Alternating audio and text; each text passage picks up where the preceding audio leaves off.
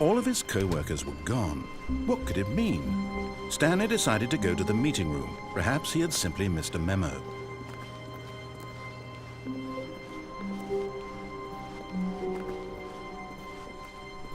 When Stanley came to a set of 2 open doors, he entered the door on his left. This was not the correct way to the meeting room, and Stanley knew it perfectly well. Perhaps he wanted to stop by the employee lounge first, just to admire it. Ah, yes, truly a room worth admiring. It had really been worth the detour after all, just to spend a few moments here in this immaculate, beautifully constructed room.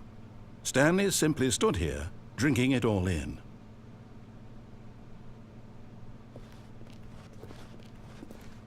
But eager to get back to business, Stanley took the first open door on his left.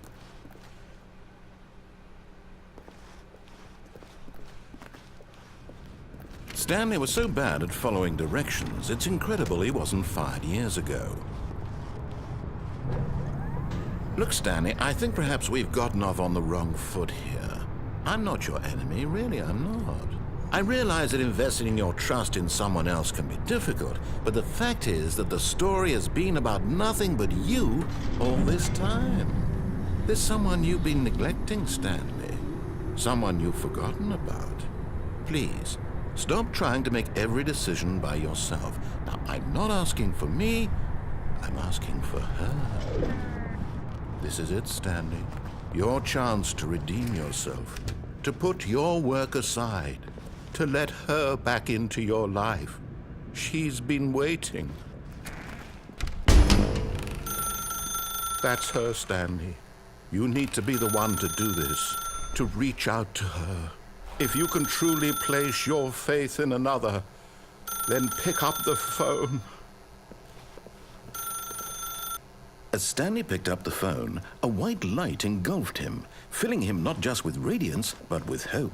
Hope for a life reunited one... Wait. Oh, goodness. Stanley, did you just unplug the phone? No, that wasn't supposed to be a choice. How did you do that? You actually chose incorrectly? I didn't even know that was possible. Let me double-check. No, it's definitely here, clear as day. Stanley picks up the phone. He's taken to his apartment where he finds his wife, and the two pledge themselves to one another. Music comes in, fade to white, roll credits. Not picking up the phone is actually somehow an incorrect course of action. How is that even possible? None of these decisions were supposed to mean anything. I don't understand. How on earth are you making meaningful choices? What did you... Wait a second. Did I just see... No, that's not possible. I can't believe it. How had I not noticed it sooner? You're not Stanley. You're a real person. I can't believe I was so mistaken. This is why you've been able to make correct and incorrect choices. And to think I've been letting you run around in this game for so long. If you'd made any more wrong choices, you might have negated it entirely. It's as though you completely ignored even the most basic safety protocol for real-world decision-making. Or did you not grasp the severity of the situation? Well, I won't have that kind of risk on my watch. I'm going to stop the game for a moment so we can educate you properly on safe decision-making in the real world. Please observe this helpful instructional video. Choice. It's the best part of being a real person, but if used incorrectly can also be the most dangerous. For example, in this scenario, a hypothetical real person named Stephen has a choice. He could spend years helping improve the quality of life for citizens of impoverished third world nations. Or he could systematically set fire to every orphan living in a 30-kilometer radius of his house. Which choice would you make? Remember that unlike here, the real world makes sense, and at no time should you make a choice that does not conform to rational logic. If you find yourself speaking with a person who does not make sense, in all likelihood, that person is not real. Allow the person to finish their thought, then provide an excuse why you cannot continue talking. Turn to a partner and practice saying, "My goodness, is it 4:30? I'm supposed to be having a back, sack, and crack."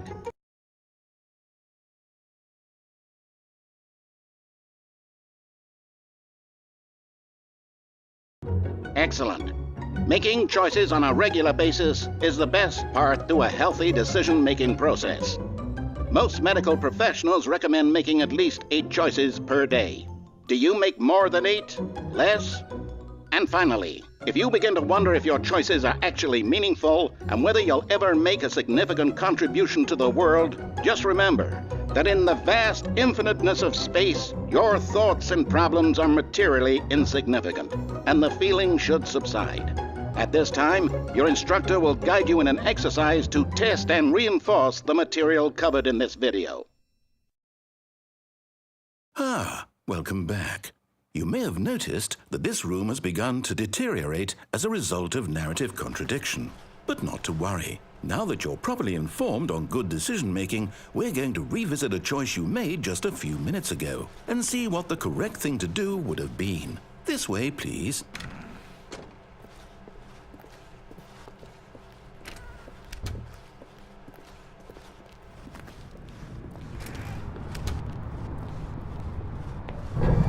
Now that we know your choices are meaningful, we can't have you jumping off the platform and dying. Imagine the main character dying senselessly halfway through the story. That story would make no sense at all. We just need to get you home as soon as possible before the narrative contradiction gets any worse. Unfortunately, it seems this place is not well equipped to deal with reality.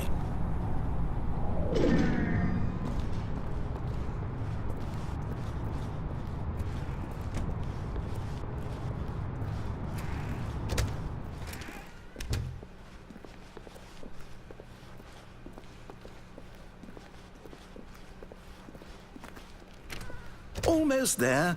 You'll take the door on the left, back to the correct ending, the story will have resolution once again, and you'll be home free in the real world. Now remember, all you need to do is behave exactly as Stanley would.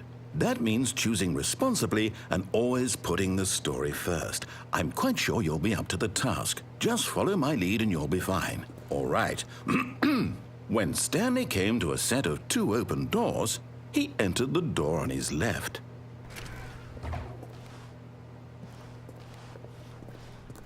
No! Why did you do that? Quickly, hurry back in the other direction. Perhaps we're not too late.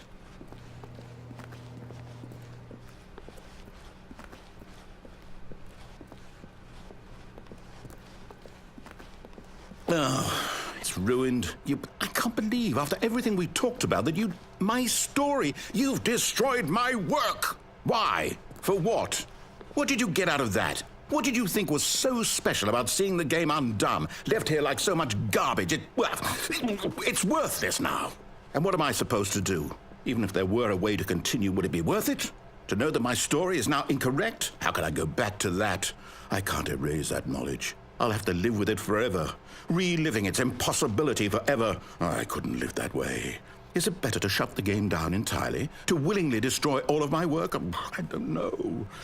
What's the answer? What do I do? What do I do? What do I... No, I have to. I have to shut the game down. I have to. I have to.